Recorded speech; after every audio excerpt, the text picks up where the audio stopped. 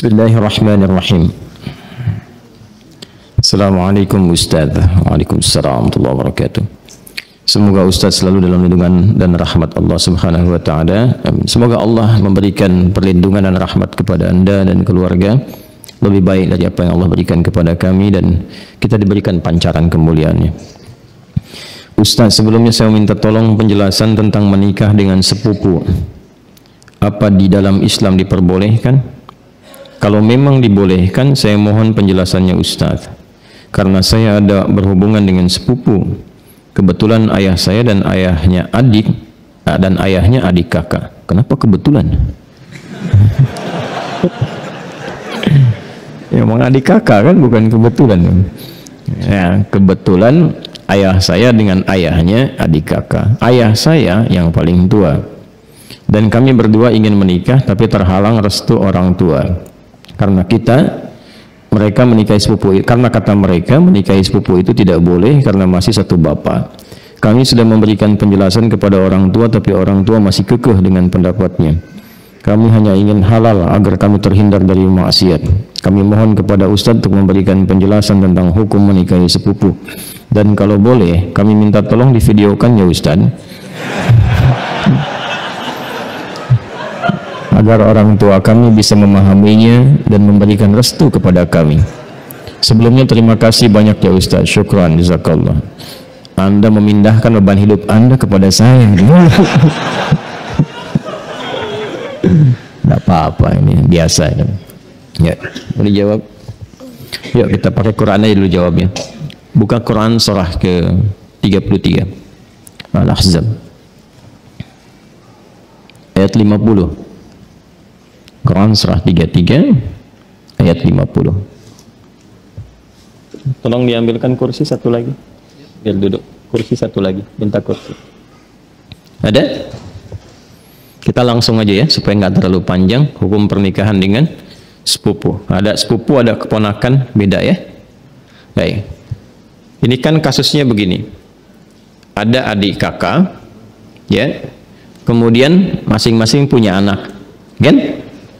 Anaknya ini saling punya rasa, ya, saling mencintai. Baik ya, masih ingat yang pernah saya sampaikan? Bukan 2 tahun lalu, kemarin malam Jumat, ya, baik ya. Dan rasa ini ingin disalurkan dalam bentuk yang halal untuk pernikahan. Menikahi yang yang dicintai, menikahi yang dicintai itu harapan. Tapi mencintai yang dinikahi itu kewajiban. Jelas? Baik ya?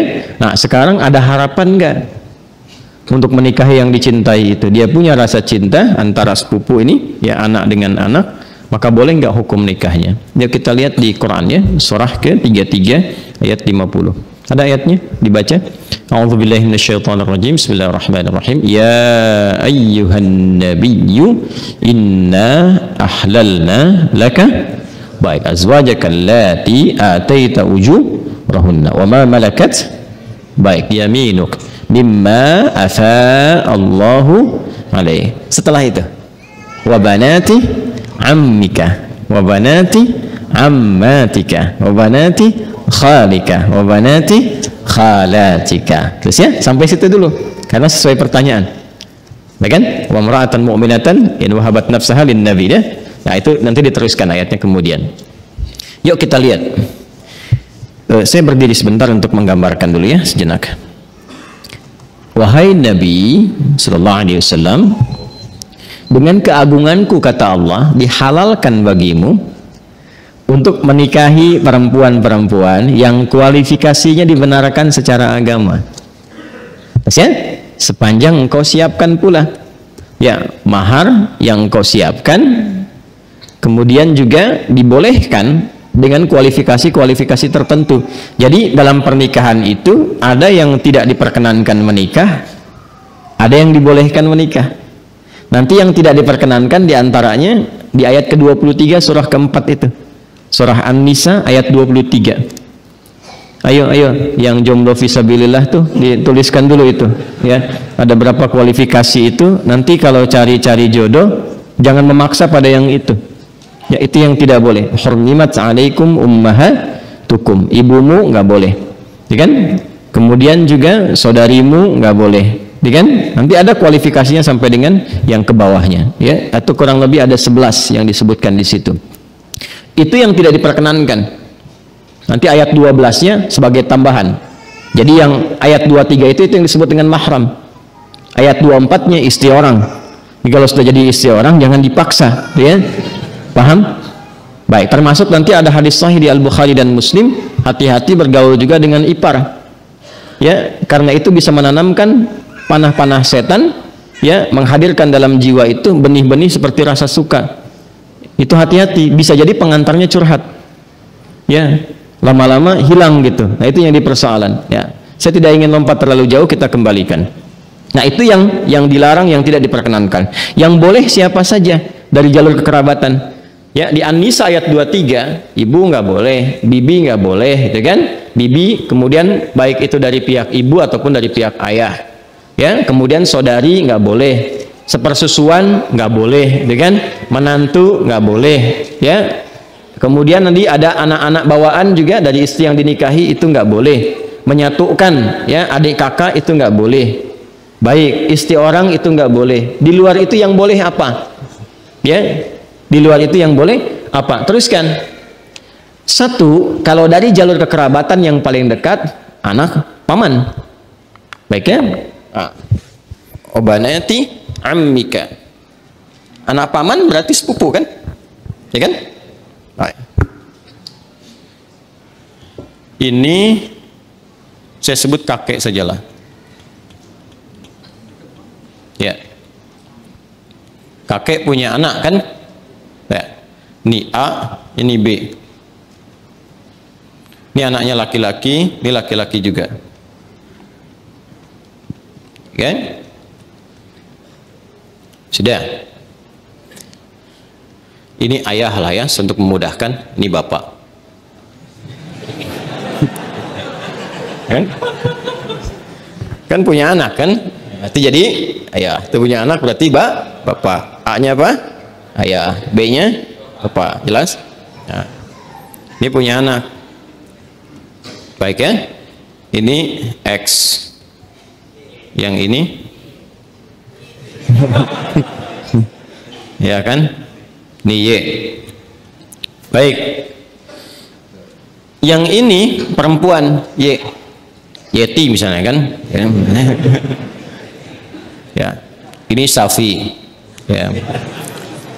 Kalau dia punya anak beberapa, misalnya Safi, Messi, misalnya siapa lagi ke bawah, misal. Laki-laki, ini perempuan. Nah, ini sepupuan kan? Ini kan? Ya, halo? Ini dengan ini sepupu ya? Baik. Nah, ini Yeti dengan Safi ada rasa saling mencintai. Ingat, mencintai dengan menyukai itu berbeda. Suka, semua bisa disukai, tapi tidak setiap yang disukai itu harus mencintai. Jelas ya? Baik. Sama dengan begini, tak kenal maka tak bukan ta'aruf. Ya. Karena tidak harus yang dikenali itu disayangi. Anda kenal istri tetangga, apakah harus sayang padanya? Tidak kan? Paham ya? Baik. Jadi kenal itu tidak harus sayang. Halo, paham? Nah, tapi kita menyukai siapapun harus suka dalam konteks kebaikan. Tapi tidak selalu yang disukai itu harus dicintai. Cinta itu diikat dengan nilai-nilai yang baik. Karena itu bagus pertanyaannya, ingin tahu rambu-rambu agama supaya tidak keluar dari nilai-nilai itu, supaya tidak masuk dalam jerat-jerat setan. Apa hukumnya kemudian kalau ini ingin menikah dengan ini? Ini ada anak paman nih. Ini kan kesini paman kan? Ya kan? Ini ada anak pamannya nih, anak pamannya. Apa hukumnya kalau saya ingin menikah dengan anak paman? Maka dijawablah kemudian di Al-Ahzab tadi di ayat yang ke-50. Wa banati ammika wa banati ammatika. Ya, wa banati khalika wa banati khalatika. Am itu paman dari ayah. Khal paman dari ibu. Ammah, ammatun ya, itu bibi dari ayah. Jadi ayah misalnya punya saudari perempuan. Bibi kan? Ya. Baik, ibu kan punya juga ya, saudari ya. Nah, dari ibu itu disebut dengan khalun dan khalatun, dari ayah disebut ammun dan ammatun. Jelas? Baik. Jadi hukumnya kalau ingin menikah antar sepupu boleh-boleh saja karena ini bukan mahram. Ya. Jelas?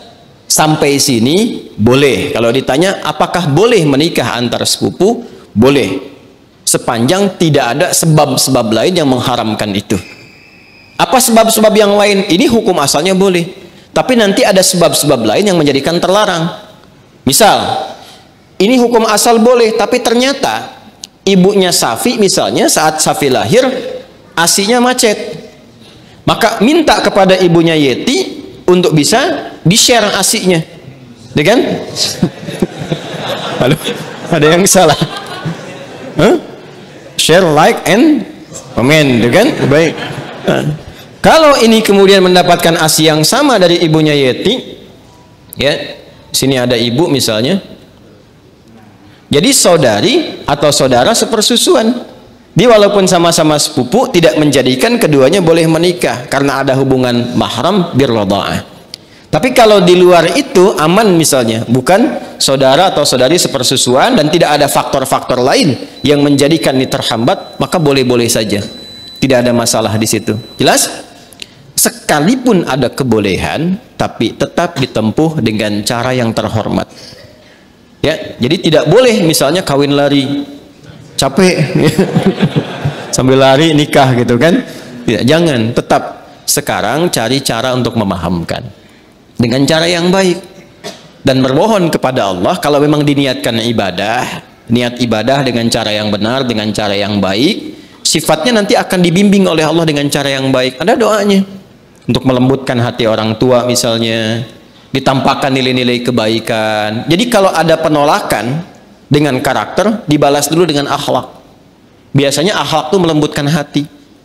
Ya, Anda misalnya datang kepada ibu, ibu nolak, nggak usah yang itulah, cari yang lain misalnya kan. Dan Anda merasa itu baik buat Anda misalnya, taat dulu aja pada ibu, jangan dibantah dulu. Nggak usah pakai tapi walaupun meskipun, udah. Ya, taati saja dulu. Begitu Anda taati baik, lalu tampakkan nilai-nilai kebaikan, doa sampai lembut hatinya. Ya, demikian calon pasangan juga nanti mendoakan juga, memberikan akhlak yang baik. Ketika kelembutan itu ada, maka cara kita kemudian berkomunikasi akan berbeda dan hasilnya tidak sama dengan yang pertama. Paham sampai sini? Baik. Jadi jangan bergantung ya yang bertanya pada video ini untuk dibawa kepada orang tua. Ya. Ini jawaban Ustadz Adi misalnya, tidak ya. Bagi saya tetap hukum aja yang didahulukan. Ini hukumnya boleh, tapi akhlak itu yang diutamakan. Paham sampai sini? Baik. Nah, supaya tidak keliru memahami, kalau kita teruskan itu ada kalimat khalisatan laka min dunil mu'minin. Ada kekhususan untukmu. Teruskan ayatnya deh, teruskan ayatnya. Yang berlaku khusus selain bagi orang-orang beriman yang lain dari kalangan umatmu. Itu yang dimaksudkan itu yang sebelum ayat itu, yaitu setiap perempuan yang menyerahkan dirinya untuk dinikahi. Itu kekhususan bagi Nabi SAW. Ya, jadi ada sifat yang spesial bagi Nabi ketika berhijrah. Ada di antara sahabat-sahabat mulia beliau itu yang kemudian meninggal dunia, meninggalkan anak-anaknya, ada istri dan keluarganya. Ya, kemudian Nabi diperintahkan oleh Allah Subhanahu wa taala bagi perempuan-perempuan tertentu khusus, jika Nabi meridainya, akhlaknya, kemuliaannya, kebaikannya, support untuk dakwahnya, dan dia datang untuk menyerahkan dirinya untuk dinikahi, boleh-boleh saja, silahkan gitu kan. Atau perempuan-perempuan umum, dalam arti bukan yang telah bersuami ditinggal, meninggal dunia, ya, yang masih status single dan sebagainya, yang Nabi ridai kualifikasinya boleh dinikahi. Sedangkan dalam standarnya kan mesti ada wali kan. Nah, kalau bagi Nabi itu khusus. Ya, bagi Nabi khusus, tidak berlaku umum. Jadi nanti harus pandai baca-baca ayat. Ada yang khusus untuk Nabi, ada yang umum berlaku untuk umatnya. Di ayat ini ada dua kualifikasi. Ada yang umum sifatnya seperti menikah antar sepupu itu, ada yang khusus sifatnya seperti perempuan yang datang sendirinya untuk minta dinikahi.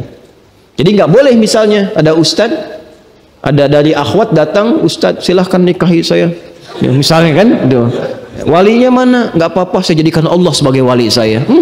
Dia, nah itu nggak boleh. Paham ya? Itu nggak boleh hukumnya. Jelas?